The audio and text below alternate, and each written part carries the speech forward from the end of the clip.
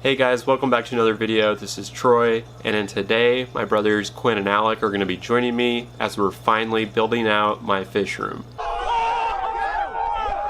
I've had plans to do this for a long time, and I've mentioned it on the channel in a lot of recent videos, so I'm really excited to finally show the end product of this fish room.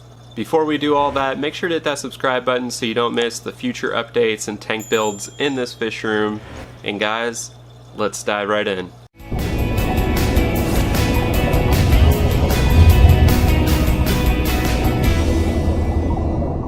Okay, so the new fish room is actually going to be the room behind me, behind the two display aquariums. Let's go back and check out where it was before I got started. Okay, so this was the fish room before I started getting to work. As you can tell, it's a pretty unfinished room with some unfinished white walls. There's a couple random doors and other storage that we had in this room. But I really wanted to take this space and make it into a much more functional fish room, somewhere that looks good, is aesthetically pleasing, and just somewhere that I want to spend more of my time in. So I know I'm just going to clean up the space in general. I want to remove the kitty litter, the doors, the storage, and just make this into a much better space to be. Also in this corner, I have my sump pump and my gas meter that just is a huge eyesore, and I want to make sure that that is covered from view. And obviously change out my rack for something better for 240 breeders. But the first thing I'm going to do today is start putting some sound panels up on the walls. I planned on doing this for a few different reasons. The first reason is pretty obvious. When I am filming videos in here, it has sounded awful. So I'm always trying to make the videos better, and hopefully this will help a lot with the audio. Also, the black panels cover up some of the white, unfinished, and uneven walls. And this just looks better to me when I'm looking at the tanks, when I'm filming them or taking pictures. It's just a much better backdrop when it's this black paneling versus the white wall. I'm also going to finally hang my Cichlid board here. If you followed the channel and all, you know we really like the Cichlid pumps, and we use that throughout most of our aquarium setups. As I'm finishing up the wall behind here, it's important to note that this aquarium height will change. The double stand we're going to be building in this video will raise up the shell dweller's tank another foot or so. I'm really excited to be able to look straight into this tank versus always looking straight down at the shell dwellers. And once the new tank setup and stand is in here, along with the background, I think it's really going to look good.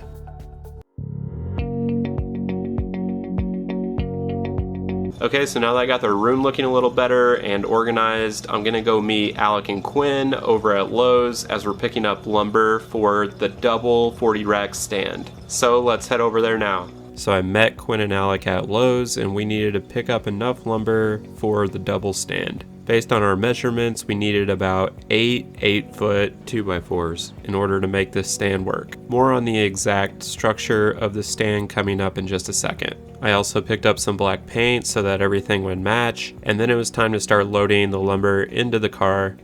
And you'll also see that we have the 40-gallon breeder in the back that we just picked up as well. It was a tight fit, but we were all good to go. We had plenty of lumber with these 8 2x4s, along with some leftover lumber that we had when Coach Donovan's custom aquarium was delivered to us. The crate it came in had a ton of leftover wood, so we are going to reuse some of that wood in this stand build. So then it was time to start measuring out some different cuts of the wood.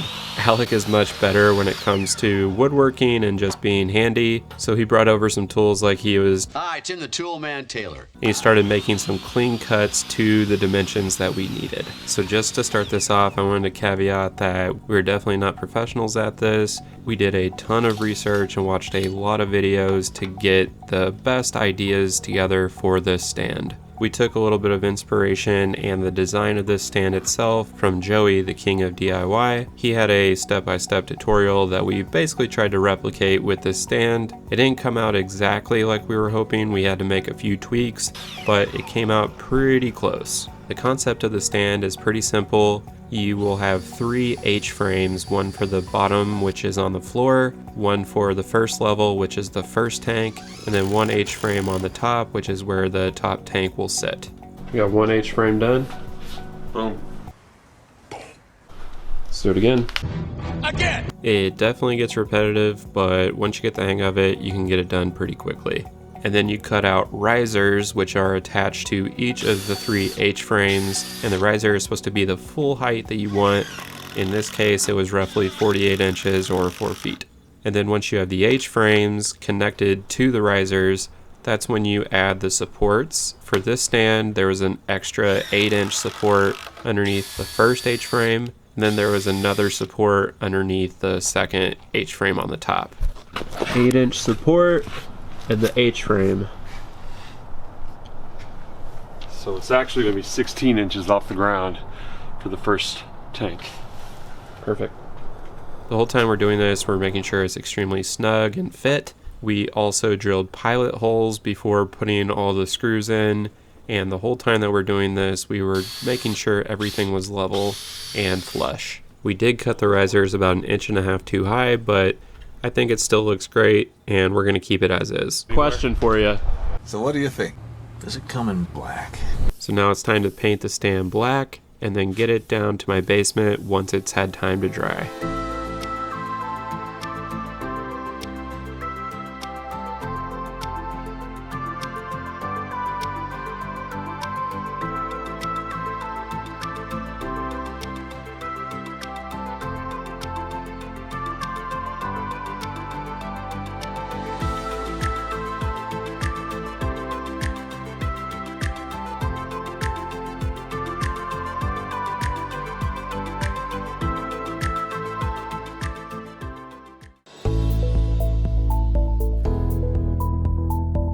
Okay, so before we move the stand into place, there are some logistics here with the existing tank. Here is the 33-gallon Fouval Flex, which is my African shell dweller tank, and it's currently on this steel rack from Home Depot, and I am very glad to be getting rid of it. It just didn't look great, and it never seemed fully secure with my tank on it. All right, Dumb and Dumber, let's go. 1, 2, 3. So using the suction cups that we still had from our custom aquarium setups, we moved the mostly drained 33-gallon tank, and then we took the old stand and moved it out of the way. It was now time to move the stand down into the basement, which is always one of the worst things at my house. With some of my larger tanks, you may have seen us struggle to get things down into my narrow basement doorway and stairwell.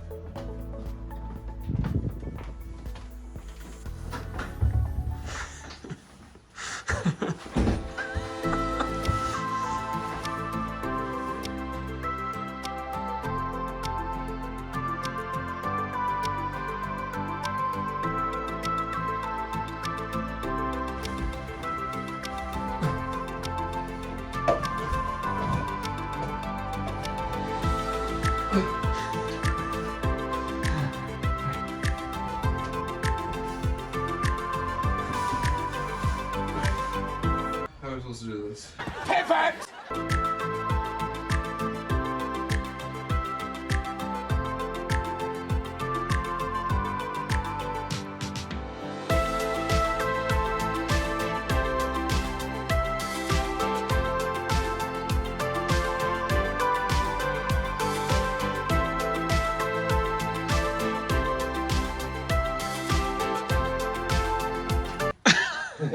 Jessica, come on, bud.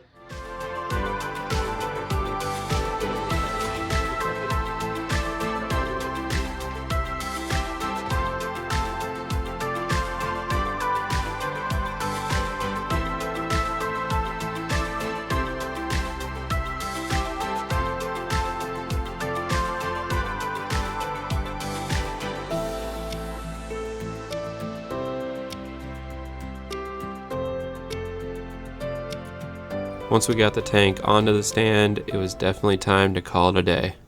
The next day. So the next day, and a little help from my wife, I hung up an L-shaped curtain which will hide the gas meter, the sump pump, even my dehumidifier from sight so that I don't have to stare at this anytime I'm looking at my tanks.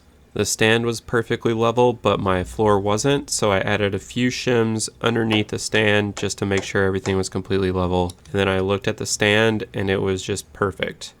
Honestly, can't believe we got this done. If we're able to do this, then probably anyone can. I can't believe we're able to get it done, but I'm very happy. Look at us. Look at us. Huh? Who would have thought? Not me.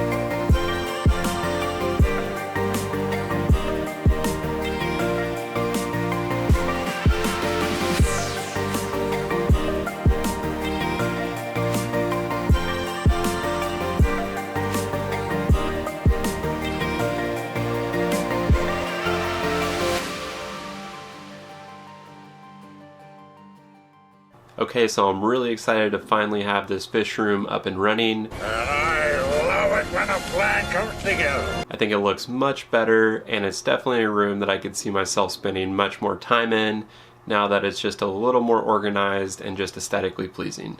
I'm also really excited for 2 future projects coming very soon to this fish room.